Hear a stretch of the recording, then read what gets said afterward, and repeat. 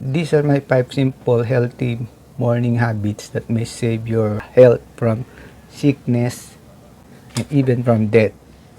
If you are new to my channel, I am Allen, and before we start, please watch this. Disclaimer, I am not a professional medical expert. All the things on my video are on studies, research, experience of other people, and my personal experience. Viewer discretion is advice. Simple healthy morning habits number 1. Don't rush to get up from the bed. Blood pressure from morning is too high, which may result to the rupture of your blood vessel in your brain, which may cause stroke and death. I have this experience when I was in college. The brother of my classmate have the habit of quickly going up in the morning after waking up. So he's always in a rush because he's only in his early 20s. He needs to go to work. Then this happened because of rush getting up. The blood pressure goes up quickly on his brain, which rupture his blood vessel, which cost him his life. What you do to prevent this? First, when you wake up, just open your eyes and relax yourself. Try to move your finger from your hand and from your feet. Move your arms. Blood flows slowly all over your body.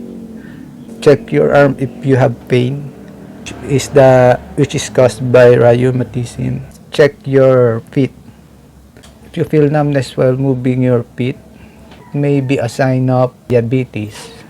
Other than that, if there are lumps in your legs or in your feet, that is the cause of kidney disease. So you check them out while early.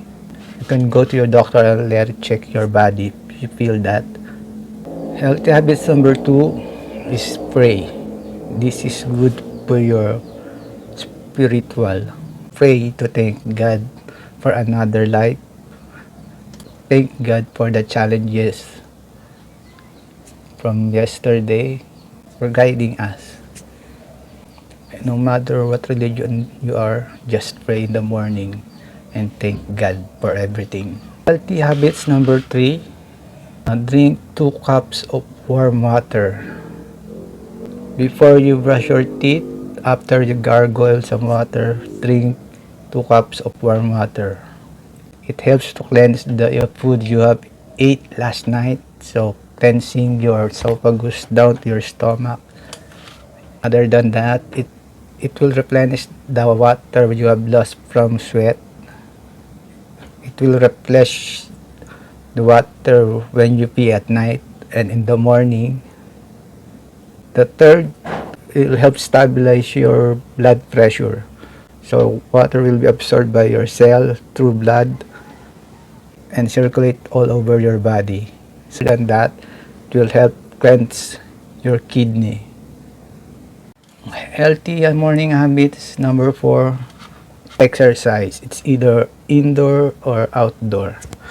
So it's better if you have that time to go outside, go for a jog, go for a walk. This will help your muscle to build up, because if you're on the 40s to 50s, we are losing muscles. Exercise is good for, especially if you're in the 40s or in the 50s, so you can build up more muscle, because in the age of 40s and above, we are losing muscles, especially if we are not moving a lot.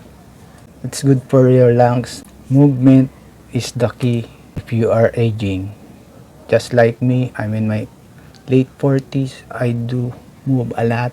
I go biking, I do walking. That's my outdoor activities. Healthy habits number 5 is sunlight. So sunlight gives us vitamin D, which is good for our muscle, for our teeth, and for our body. This also helps our bodies to strengthen our immune system. If your body is exposed to sunlight, it helps your body fight infection.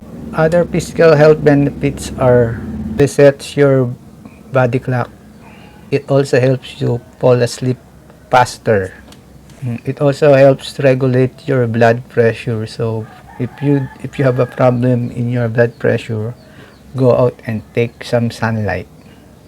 It's free and it's healthy and it will not harm you. Mental and emotional benefits of sunlight improves your moods. Sunlight boosts your serotonin. This is your feel good hormone which reduces stress. It also reduces mild depression. Sunlight also gives you more energy and more focus. Natural sunlight helps your brain alert and balance.